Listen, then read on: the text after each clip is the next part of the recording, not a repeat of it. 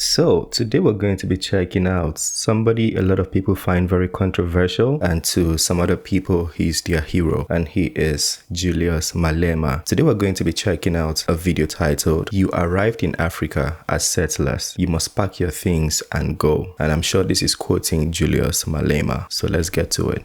That South Africa belongs to all who live in it, and that white people are visitors. You arrived here as settlers in 1652. It's a historical fact. And you were using South Africa as a refreshment station. You were not here to settle. You were passing. Because of our Africanness and the spirit of Ubuntu, we have embraced you and we have shared our land with you. And we have accepted that you have naturalized in this country. But it doesn't change the fact that you came here as a visitor. He has a very intimidating look. Imagine if your principal at school looked like this. You wouldn't misbehave at all. Let's clarify that. Yes. You accept that there are many people in South Africa, black and white, Indian colored, Chinese, who came to South Africa from another country at some point. Not blacks. Not blacks. We came from one country called Africa. Huh? I understand. So the claim is that anyone who is on the continent of Africa belongs in South Africa. Is that correct? Was not a visitor. No. South Africa is Africa. We are one country called Africa. This South Africa you are talking about was imposed on us. So we didn't come from anywhere. Speak for yourself. We didn't come from anywhere. There's no African from Africa who came from anywhere. We came from here. I mean, my Lord, I cannot come from the second bedroom in this house, and then I find you in another bedroom in the same house, and then you say I came from somewhere. In the same house. I didn't come from somewhere. I was sleeping on the other side. We're here. So, we are not visitors. We didn't come from anywhere. I would like to see who is addressing. This is our continent. So in other words, someone who was born in Egypt, Nigeria, Malawi, Botswana, and Zimbabwe, none of those people are visitors for South Africa. They belong here. It's their home. Where Nigerians, Ghanaians, Mozambicans, Zimbabweans, when they are here, they are at home. They should not even for a second doubt themselves. This is our home. Let me ask you this then. Your party has recently engaged in a campaign where you've gone to restaurant owners and you're asking them to produce lists of who works with them and to say that you have a certain number of people who are not South Africans and a certain number of people who are South Africans, and we want you to change those numbers.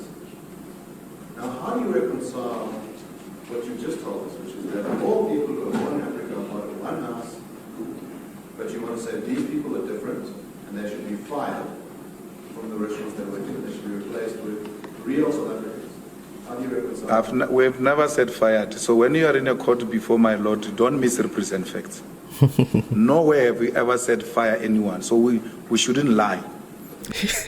He's cautioning the judge, telling the judge he's lying. Julius Malema, he's definitely different. Please, my Lord, before we go to the continent, here in South Africa, if you get a job or a tender to go and do a road in Soweto, you are required to hire 30% or so of locals of Soweto. Yet you are a South African of Soweto. You are required to subcontract a certain percentage of people from Soweto. So because the locals at that space should not feel excluded, they should embrace the project, they should feel they must welcome the project and they must protect it as their own. Now, what the white ownership does to our people, my Lord, is that they hire our brothers and African brothers and sisters who are not locals to the exclusion of locals so that they can ignite the xenophobic war amongst our people. Is that fact? They want to thrive, which is what made you survive. Divide and rule. You are dividing us by hiring some of us. I'm a South African. If I were to go and open a restaurant in KwaZulu-Natal and I come with everybody from Limpopo, the people of KwaZulu-Natal, one, they will not feel like this restaurant belongs to them. They will not feel a need to defend it because I just impose people from the other side to them. They need to be involved for them to know that this belongs to them. But it doesn't make the Limpopo people less South African or less home because I said you must be mixed with the people from KZN since our project is in KZN.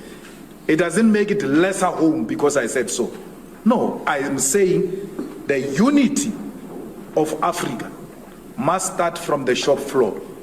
Zimbabwean, Mozambican, Nigerian, South Africans, come, let's work together on the same floor. Mozambican, Zimbabwean, let's go to school together. Let's grow up together and know each other so that by the time we defeat these colonial borders, we already have embraced each other and we don't start from scratch. So that's what we're doing. It's in line with what we're saying. We're saying Africa is one and let one Africa be seen at Cream Restaurant. We're not going to allow the bosses to divide our people.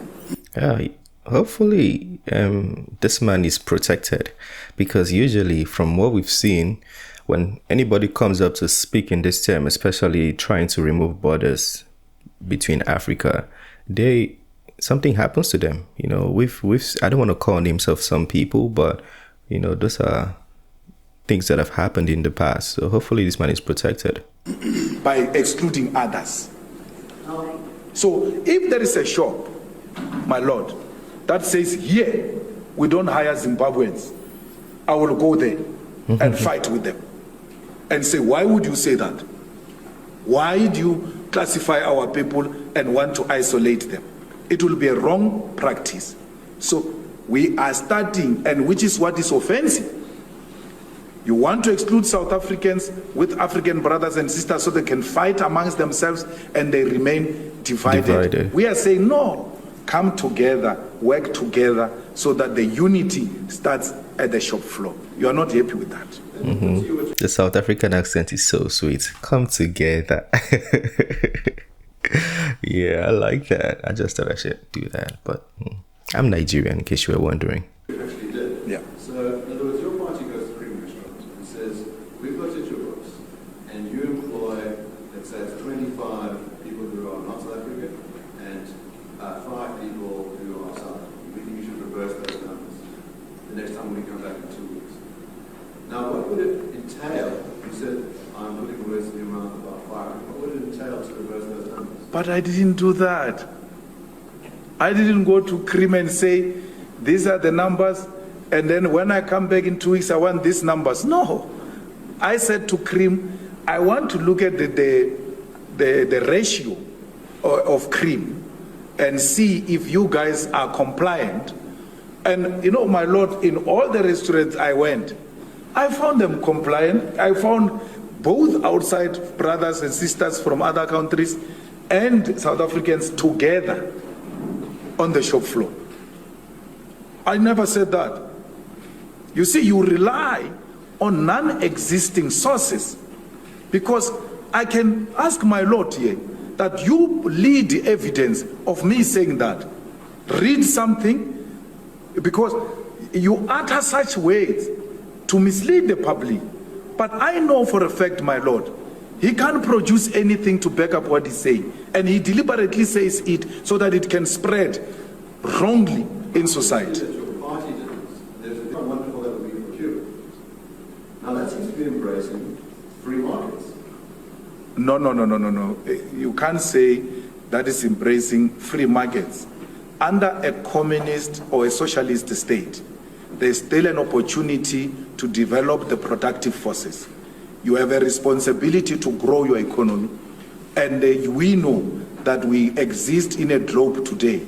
And for any economy, for it to survive, you require the like-minded forces, even if they are not found in your country, to come and work with you to develop the productive forces. Let's take, for instance, Cuba. What makes Cuba a free market state if it takes a decision to trade with a communist China? How is that free market? Because the two communist economies are working together to develop their own productive forces. So let's try and clarify what your idea is. When you say you want to lift in the embargo, if communist countries trade with each other, in other words, the state owns the resources of the one country, the state owns the resources of the other, yes, they should be free to trade goods between each other. They will work together to make sure that they grow the economy of their own countries. Now, so in a socialist communist state, there is no preoccupation with the so-called trade. Because in a capitalist society, that's what preoccupies your mouth. You're obsessed with trade, you're obsessed with profit. So in this context, we are obsessed with development of productive forces for the benefit of all. So trade encourages individualism, where individuals will have to thrive even above the state they belong to. We don't subscribe to that. We subscribe for the common good for all. Let's talk about that. So, from what I understand, the nature of the manifesto is to say that the state must be the ultimate authority. Yes. And the state must be the ultimate custodian. Now, is it of just land or of other property as well? No, land. We own land. Yes, and that which is on top of the land belongs to you. But for you to develop that on top of our land, you will have to come and explain that here. When he said you, is he talking to a foreigner or a white person? Like, I'm trying to understand the context because I don't see the other person. I want to open an industry. And then we'll say to you, you cannot open an industry here because this is an agricultural land for security, for food security. We think there are areas that are allocated for such purpose, and then relocate to an appropriate place for what you want to do. That belongs to you. It doesn't belong to the state. But the state ownership of the land then gives our people an opportunity to equally participate in the economy of South Africa. Okay, so from what I heard in that conversation, I feel like his head, where his mind is at unity and union of Africa for a common goal. You know, he's not necessarily against having other races or people from other nations, other continents come work in Africa. But I feel like he's more interested in Africans working together in Africa and really owning Africa and taking away the borders.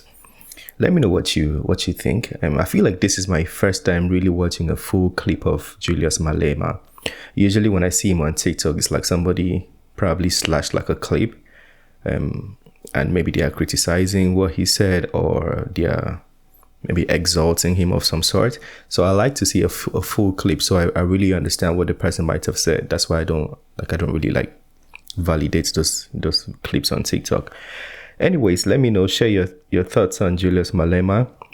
If you think he's a good leader. I think he's a leader of a party. I'm not sure what party that might be, but talk to me, feel free to educate me, correct me if I said anything wrong, critique, everything. Is the end of this video. Smash the like button, subscribe if you're new to the channel, and I'll see you on the next one. Have a very wonderful day. Peace. I made this bet on my own, bet on my own.